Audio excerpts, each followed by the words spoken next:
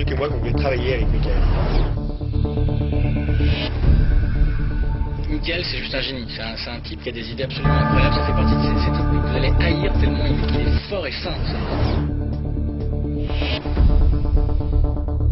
Il m'avait déjà impressionné sur la façon dont il réfléchissait. L'idée, c'était de mélanger 3 cerveaux. David, Michael, moi, pour juste essayer de voir comment on pouvait faire pour apporter la carte la plus facile à faire de toutes les 4 à la vitre. Parce qu'elles sont souvent compliquées, ça demande des setups compliqués auparavant, il y a des bras, des machins, des trucs à faire préparer. On va essayer de faire le plus simple possible, de façon à ce que n'importe qui peut l'acheter.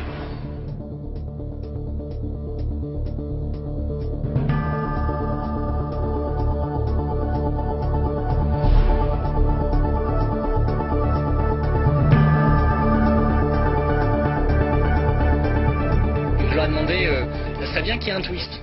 Il fallait un twist. Un quoi?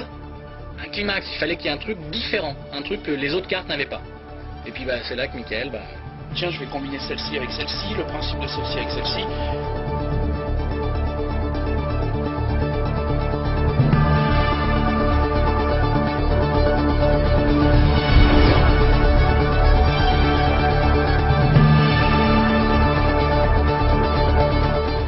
avait des pouvoirs, ça donnerait... Behind the window, can you make sure that the cat is fully behind the window? Yeah, there it is. So what I'm going to do is very simple.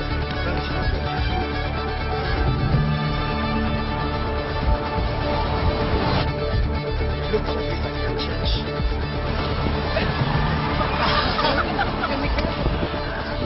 Nice. Et là, la carte à la vitre, j'ai halluciné quand j'ai vu l'effet la première fois. La pureté de l'effet, c'est presque copperfieldien, c'est ultra clean. On peut le faire dans plein de situations, même quand il y a plein de gens qui nous entourent, parce qu'on peut prendre l'enveloppe ou la serviette. Quand j'ai vu les premières images réalisées avec David Stone, je me suis dit c'est pas possible, il y a un truc, il y a un montage vidéo, parce que je reconnaissais même pas mon tour. On voulait apporter au magicien la carte à travers la vitre, la moins chère du marché. Et celle-là, une carte, un bout de scotch, boum, youhou.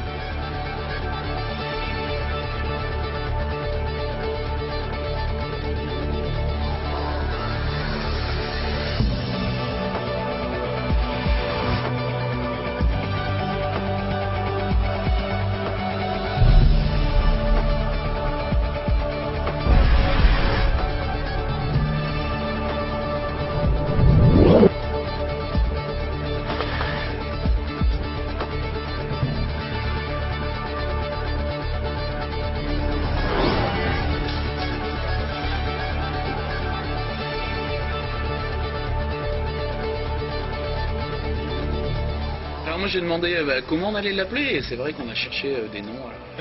On a cherché, hein. On a cherché pas mal. Window.